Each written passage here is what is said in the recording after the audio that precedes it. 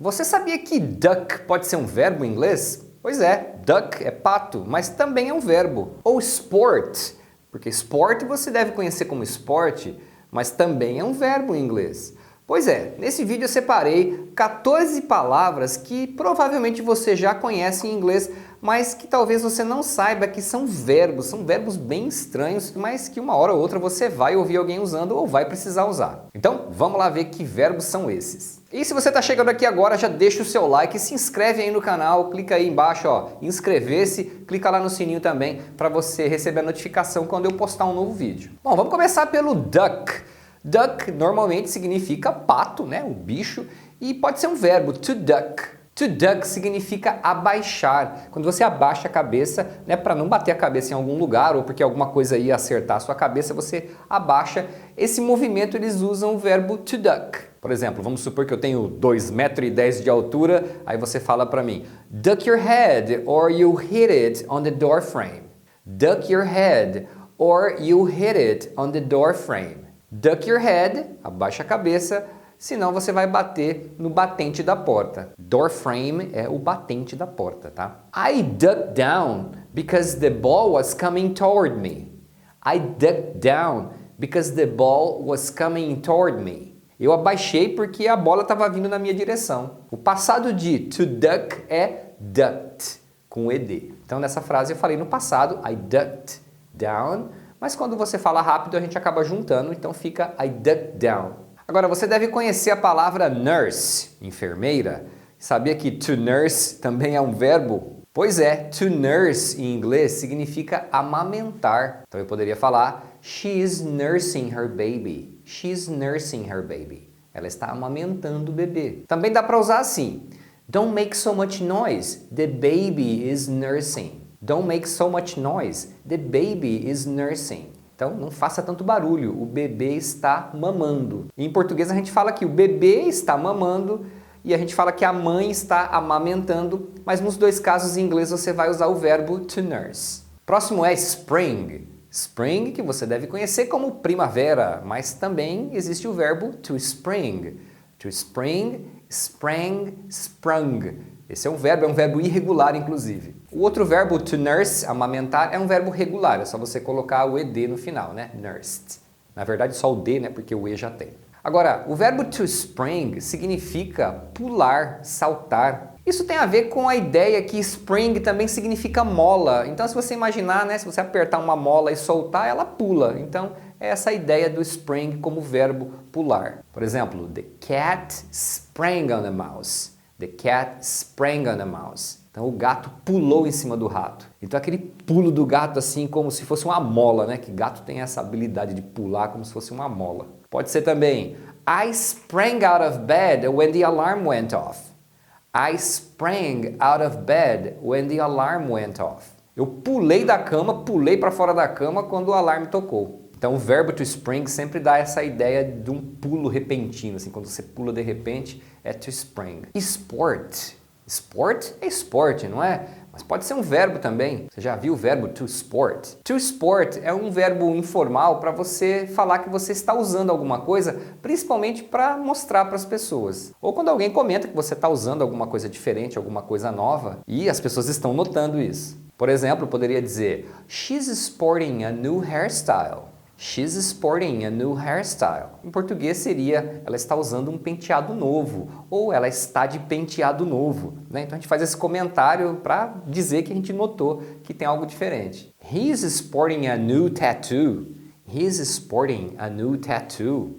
Né? Ele está com uma tatuagem nova, tá usando uma tatuagem nova. Pode ser algum item de roupa, sapato. He's sporting new sneakers. Ele está de tênis novo. E hand? Hand é mão, mas também existe o verbo to hand, que significa entregar em mãos para alguém. Would you hand me a pen? Would you hand me a pen? Você pode me dar uma caneta? Você pode me passar uma caneta? Obviamente você vai passar com a mão, né? Você vai pegar na sua mão e dar na minha mão. Ou então eu pego um livro aqui e falo para você, could you hand this to Professor Franklin? Could you hand this to Professor Franklin? Você poderia entregar isso para o professor Franklin? Então, to hand é entregar quando você entrega algum objeto em mãos. Milk, gosta de milk, de leite? Então, eu sabia que to milk também é um verbo, e como o verbo ele tem mais de um significado, pois é, to milk pode ser tirar o leite da vaca, ordenhar a vaca. Então eu poderia te perguntar, have you ever milked a cow? Have you ever milked a cow? Você já tirou leite de uma vaca? Então, to milk a cow é tirar leite da vaca. Pode ser da cabra também, você tira leite de cabra, né? To milk a goat. Agora tem um outro sentido que eles usam o verbo to milk, que é assim. He is milking his father dry. He is milking his father dry. Aí você vai imaginar, ele está tirando leite do pai. Mas na verdade o sentido aí é que a pessoa está tirando dinheiro do outro, né? Está roubando o outro, está tirando escondido. Então esse milking his father, né? Então a pessoa está tirando dinheiro do pai, está roubando o pai. O dry significa seco, até secar. Então nesse sentido, está tirando dinheiro, está sugando o pai, mas em relação ao dinheiro. Agora tem a palavra book, que você conhece como livro, e também é o verbo to book, que pode ser duas coisas. Pode ser reservar, fazer uma reserva de hotel, de voo. Então poderia ser, por exemplo, I already booked our flight in the hotel. I already booked our flight in the hotel. Eu já reservei nosso voo e o hotel. Pode ser reservar uma mesa num restaurante. Então, quando você faz alguma reserva para alguma coisa, você pode usar o verbo to book. É que a ideia é como se o lugar fosse marcar num livro o seu nome, né? Naquele horário. Então, você faz essa reserva. Antigamente era assim, hoje é tudo no computador, mas a ideia vem daí, né? Então, é colocar o seu nome no livro, né? Que você vai, naquele dia, naquele horário, usar aquele serviço. E com essa mesma ideia, você vai ouvir frases assim. He was booked for robbery. He was booked for robbery. Bom, robbery é roubo. Então não tem nada a ver com fazer uma reserva para roubo, né? Na verdade significa que ele foi fichado, ele foi preso. Porque quando o cara vai preso, o nome dele é registrado na polícia. Então, antigamente era num livro, hoje é tudo no computador. Mas a ideia se manteve. Aliás, tem muitas expressões que a origem é porque as pessoas faziam as coisas de uma certa forma antigamente e que acaba não fazendo sentido hoje em dia, né? Porque para nós é tudo eletrônico, mas acaba que a expressão fica. Agora, você imagina que please, por favor, também pode ser um verbo? Pois é, to please é o verbo agradar. Oh, it's so hard to please you. It's so hard to please you. É tão difícil te agradar. He did everything to please her. He did everything to please her. Ele fez de tudo para agradá-la. Próximo é head. Head é cabeça, mas também existe o verbo to head, que significa você ir para algum lugar. É uma outra forma de você falar ir, rumar para algum lugar. Aliás, é bem comum eles usarem esse verbo. Um detalhe é que quando a gente usa o verbo ir mesmo, o verbo go, você sempre usa go to. Agora, quando você usa o verbo head, você tem que usar head for. É uma diferença importante aí no uso da preposição. Então eu poderia dizer I'm going to the mall. Eu estou indo para o shopping. E você vai ouvir pessoas falando também I'm heading for the mall. Eu estou indo para o shopping, é a mesma coisa. He headed straight for the fridge. He headed straight for the fridge. Ele foi direto para a geladeira. O cara estava com fome, hein? We are heading for the airport. We are heading for the airport. Nós estamos indo para o aeroporto. E house? House você sabe que é casa, mas você já viu o verbo to house? Então, to house significa abrigar. Por exemplo, it'll be difficult to house all the refugees. It'll be difficult to house all the refugees. Vai ser difícil abrigar todos os refugiados. Então, abrigar, dar abrigo, dar uma moradia, dar um lugar para ficar. Tem várias formas que a gente pode traduzir isso. This building houses our library and the lab. This building houses our library and the lab. Este prédio abriga a nossa biblioteca e o laboratório. Water. Water é água. Pode ser o verbo to water. Já imaginou? É o verbo regar, aguar, molhar as plantas. I have to water the plants. I have to water the plants. Eu tenho que regar as plantas, molhar as plantas. Some plants can't be watered every day. Some plants can't be watered every day. Algumas plantas não podem ser regadas todos os dias. Próximo é picture. Bom, você sabe que picture é uma foto ou um quadro e pode ser um verbo também. É o verbo imaginar. Né? Porque quando você imagina, você faz uma imagem na sua mente. É como se você criasse uma foto na sua mente. Então, faz sentido, to picture. Por exemplo, I can already picture myself lying on the beach having a beer. I can already picture myself lying on the beach and having a beer. Eu já consigo me imaginar deitado na praia tomando uma cerveja. Oh, coisa boa, hein? Picture the scene. The heat, the crowd, the noise. No, I don't want to go. Picture the scene. Imagina a cena.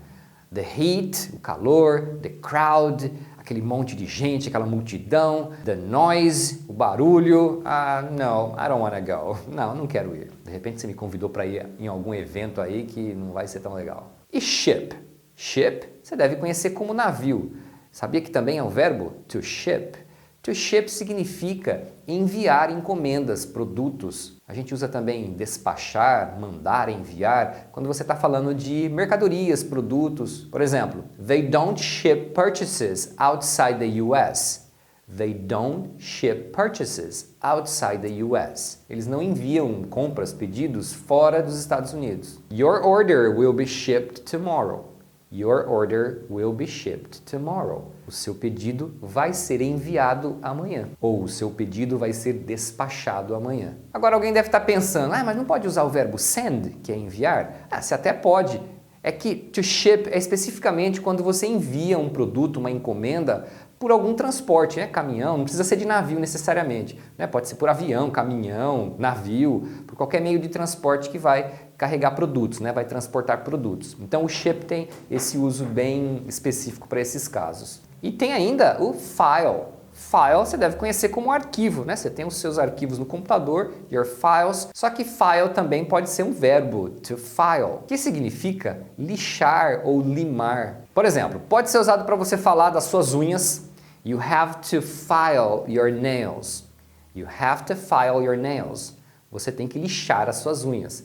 Então é lixar com a lixa de unha que chama nail file. Ou, por exemplo, eu cortei um pedaço de metal aqui e ficou com a borda áspera, assim, cortante, Então eu preciso lixar essa borda aqui para não machucar. Então, em inglês eu falaria I will file down the edges. Edge é a borda e file down significa que eu vou lixar ou limar, porque pode ser usado uma lima, para você fazer isso, para tirar essa borda cortante aqui, para não ficar áspera.